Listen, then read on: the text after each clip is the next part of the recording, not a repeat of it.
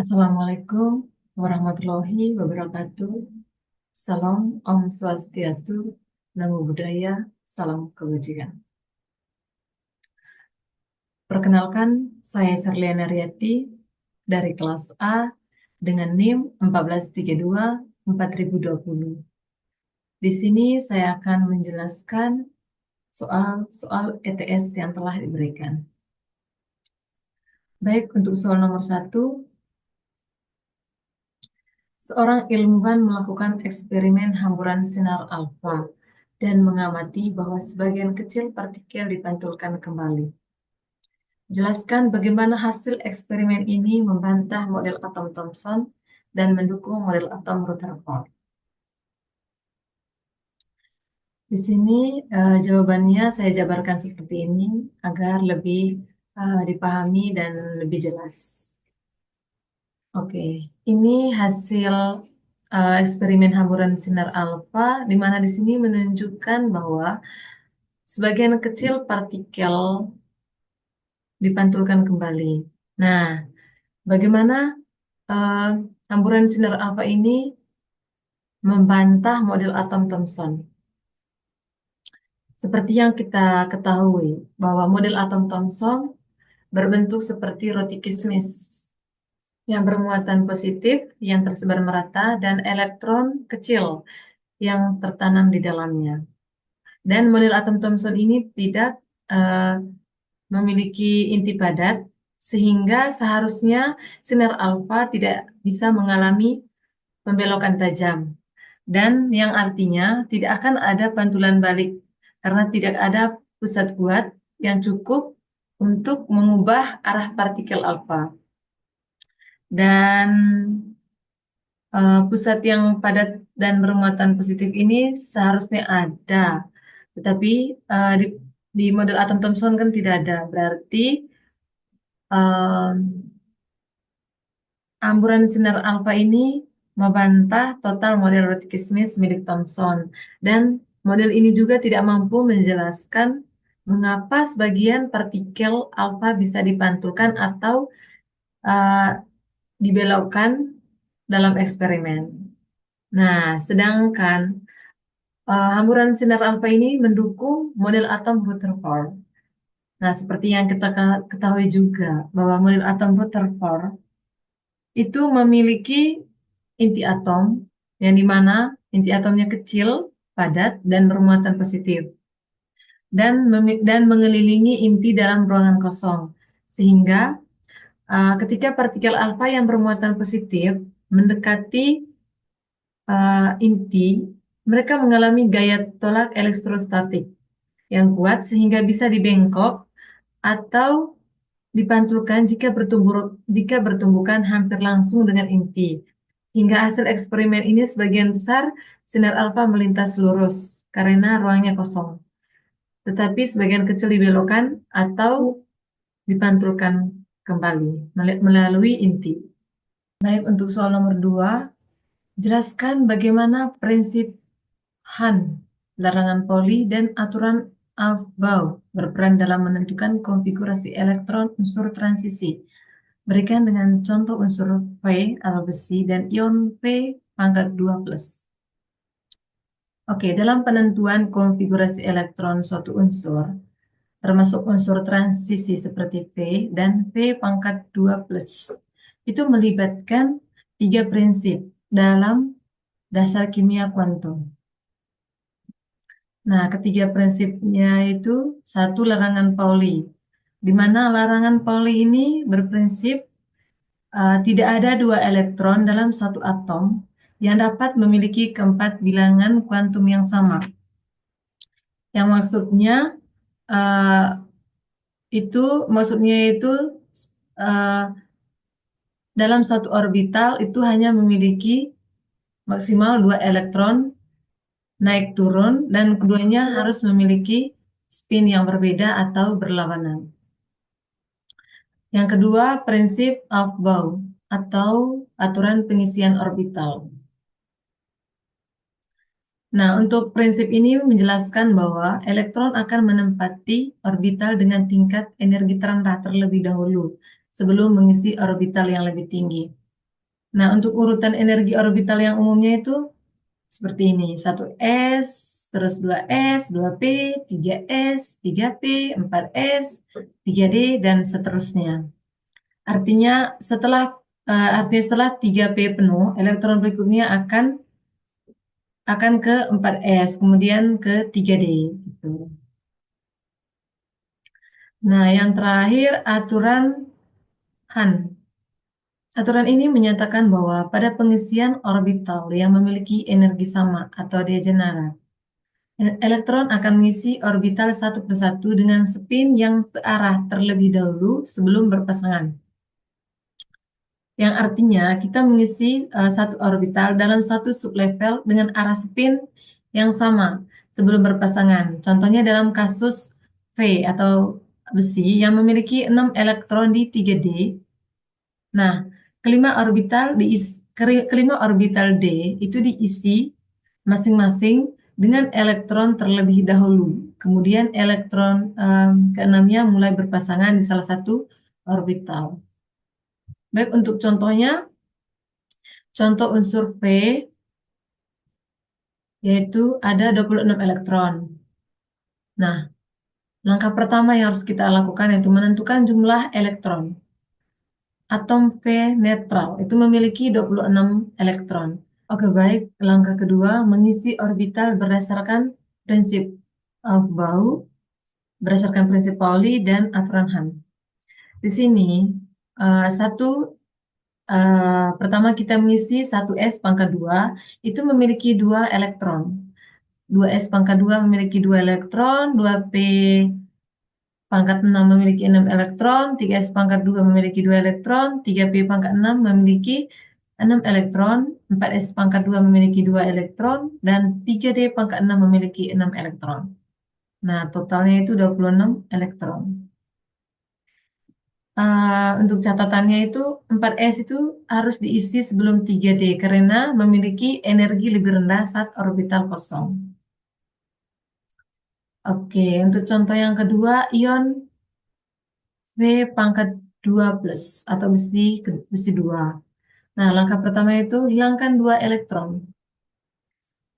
Elektron dihilangkan dari orbital dengan energi lebih tinggi terlebih dahulu.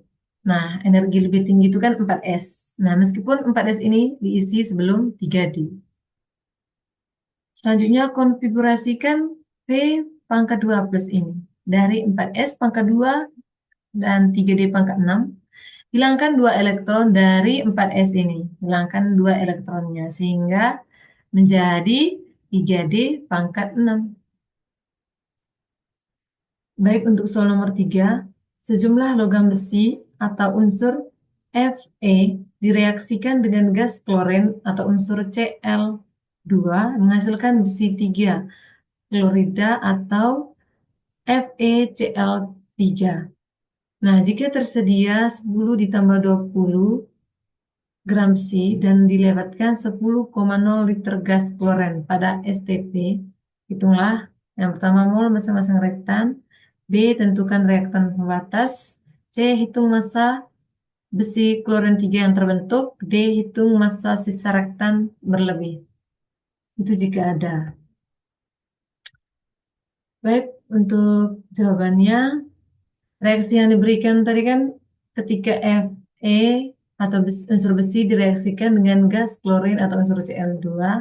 Nah, reaksi yang terjadi adalah 2 mol Fe atau unsur besi bereaksi sempurna dengan 3 mol klorin 2 dan menghasilkan 2 mol FeCl3 atau besi 3 klorida. Baik, yang diketahui massa Fe atau massa besi yang tersedia yaitu 10 plus 20 gram sama dengan 30 gram. Nah, untuk 20 ini itu NIM 2 angka terakhir. Untuk volume klorin 2 pada soal tadi 10,0 liter pada STP. STP itu standar temperatur dan tekanan. Kita tahu bahwa 1 mol gas dalam STP adalah 22,4 liter. A, hitung mol masing-masing reaktan. Nah, untuk rumus umum menghitung mol zat padat itu menggunakan rumus N sama dengan M dibagi MR. M-nya M besar ya. Nah, untuk keterangannya, N itu sama dengan mol, M sama dengan massa dengan satuan gram, dan MR sama dengan massa molar dengan satuan G per mol. Untuk mol besinya, nah seperti yang kita ketahui, unsur besi atau massa relatif atom itu 55,85 gram per mol. Ini diperoleh dari tabel periodik unsur, yang artinya 1 mol besi sama dengan 55,85 gram. Nah, untuk mol besinya yaitu sama dengan 30. 30 ini tadi dari massa besi yang tersedia dibagi dengan massa relatif besi itu sama dengan 0,537 mol. Untuk mol klorida 2-nya kita gunakan rumus mol sama dengan volume dibagi dengan 22,4. Untuk 10,0 ini kita dapat dari soal. Sedangkan 22,4 ini kita dapat dari 1 mol pada gas STP, kan tadi 22,4 liter.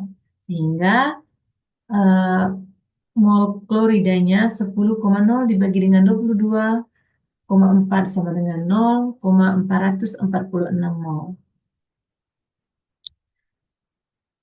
Baik, untuk B, tentukan reaktan pembatas. Itu kita gunakan rumus perbandingan koefisien dari reaksi.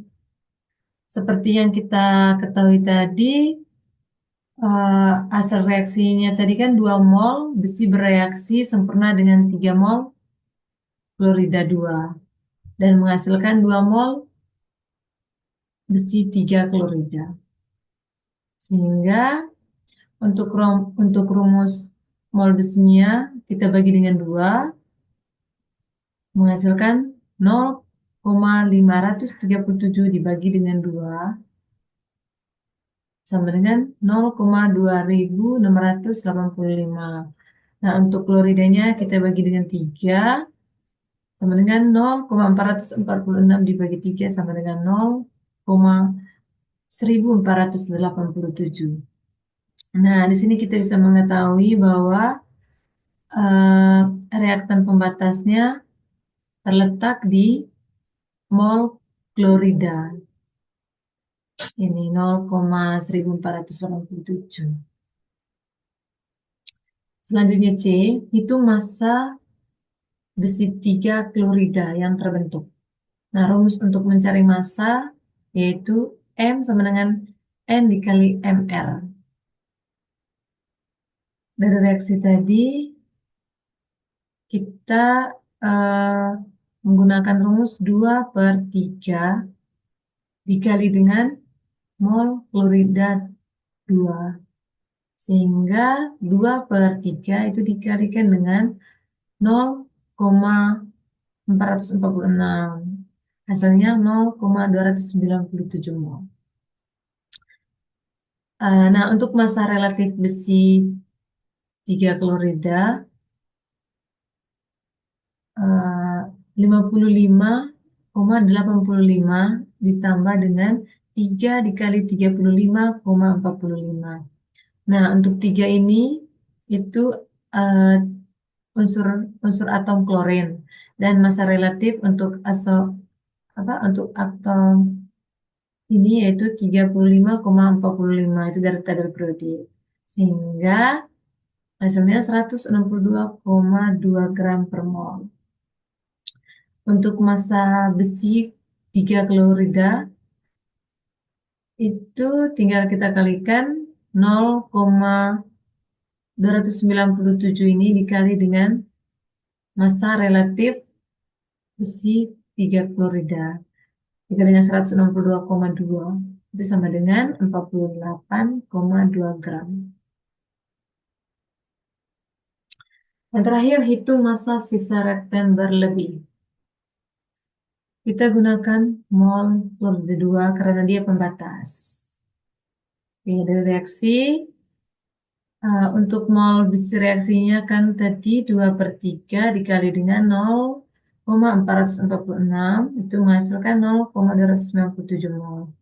Untuk mol besi sisa sama dengan 0,537 dikurangi 0,297 sama dengan 0,240 mol. Yang terakhir untuk massa besi sisa, tinggal kita kalikan mol besi sisa dikali dengan massa relatif besi. 0,290 dikali dengan 55,85. Sehingga hasilnya 13,40 gram.